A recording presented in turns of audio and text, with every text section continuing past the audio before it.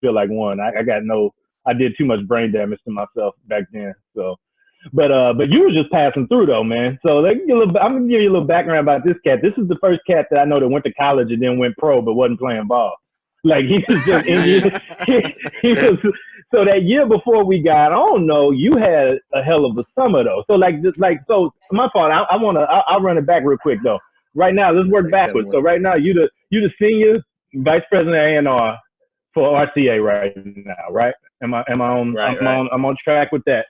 So right. We can go real far back. See, Daryl, I told Daryl before we got on this, I said I'm not even going to give you any notes because he's going to talk about things and you're going to immediately ask questions. Like okay. So you dipped out for an internship right before the semester before we got online. So this was like the summer of 2004, right? No, I think I did. No, I dipped after because I stayed with a couple bros via John Hicks and shit to be able to get there. So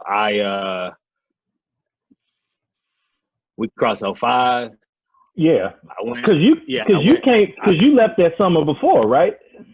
That summer I did the internship. I came back for one semester, and then moved back out there on my on my 21st birthday. Right. 21st. So because you had the internship and you was working with Alicia Keys on that internship, right? Her manager Jeff Robinson. Yep, that's who they had at the time. So like, how do you even get? Because the question I get about you the most from like, young brothers that know, what I'm saying, like your path, like how you even get plugged in on that in the first place, like to even get to that point where you had that internship, coming out of KC, like even go back further back in time, man, like how you first get into music, like to the point where you was like, this is what it's going to be for me. Well, I wanted to rap and then I realized I was shitty. And then I was like, let me write some songs. And I was like, I ain't that good at that either. But the fact, it had to be a job for a motherfucker to say that, to recognize something's good and something bad. So we're just looking at all the credits, you would always see those names like A&R. So I was like, all right, let me see what that job is. And I just, at the time, they used to sell this book called the A&R Registry.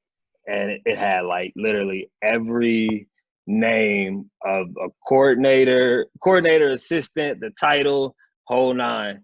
And I went through that book and emailed everybody in. There's probably 300 something people, and 3 people hit me back.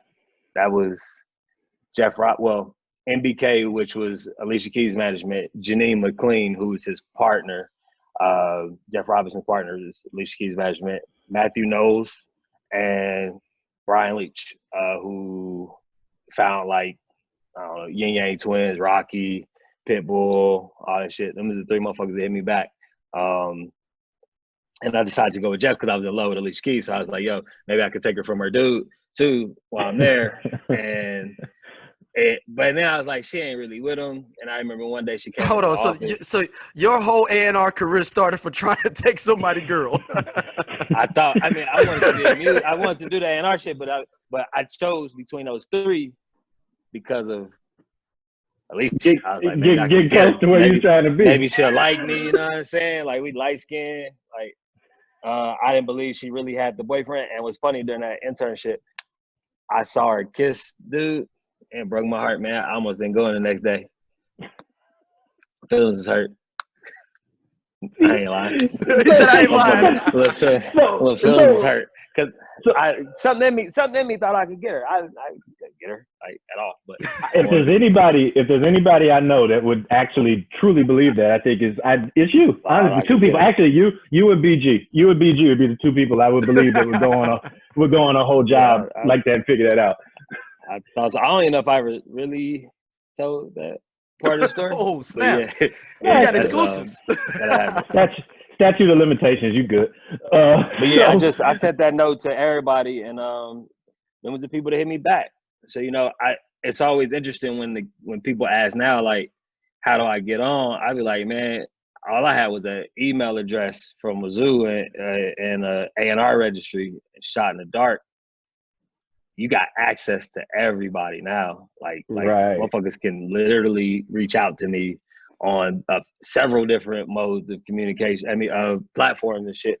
And then it's me, and it's all the different ventures and people out there. Everybody's searching. So when people say that they can't figure it out today, I feel like you don't want it enough, because at the end of the day, it's easy to get in now. It's the hardest part is to maintain. Mm. And, So, and go ahead, dude. oh no, I want to go back to your original. So you said you just had a book with all A&Rs in it. You just emailed them. Emailed them, cold emails. That's Like what's up. Wow. the other day I tried to get into my the other day I actually tried to get into my Gmail account, and I can't get in it, and I'm pissed because all of those emails are there. Like because it's interesting. It would be interesting to see the people that didn't respond back, or the people that were a little what's the word, like a little passive. Like some people responded, but pointed me to another person and whatnot, or just like, oh, I'll send it to HR. But it would have just been interesting to look back and see what I wrote and see how bad it probably was, and like because I'm grateful that they actually responded. They didn't have to. Did they ever tell you like why they decided to take the shot on you? Of like, I mean, you just sent out a cold email. Like, why was it they said like, hey, like we responded to you, or wanted to, you know? Yo, when I get cold emails, it depends on what I'm doing. I could be sitting there and I might just hit reply. I might just reply. And it's Wow. just luck It of was the just draw. it's just really like that, like a dice game like that. I'm just checking my emails, going through, and the next one say something, I'd be like, send me something. That's it. So like it literally just happens there. So you know what I'm saying? Like, I know that I make that joke all the time about saying that, like, you're the only dude I know that went pro out of college that like wasn't going to play ball, but just like left college. Because I remember this was probably the semester after we crossed. So this fall 05, and we was talking about it, and you was just like, dog, what am I doing here? And I was just like, I guess you enjoying it here, because you really ain't got no reason to be here no more, bro. Like, you got a whole other life just waiting on you on the other side. Now, granted, that was a fun ass semester. Jeff wanted me to come. Jeff made me say that I would go back. He always wanted me to finish because of something that happened with him where he didn't finish. So he made me. So I was like, okay, I'll go back. I'll wrap up this semester and I'll transfer to one of the schools in New York. And funny enough, like a couple days before, not a couple days, maybe 3 or 4 weeks before I was scheduled to leave,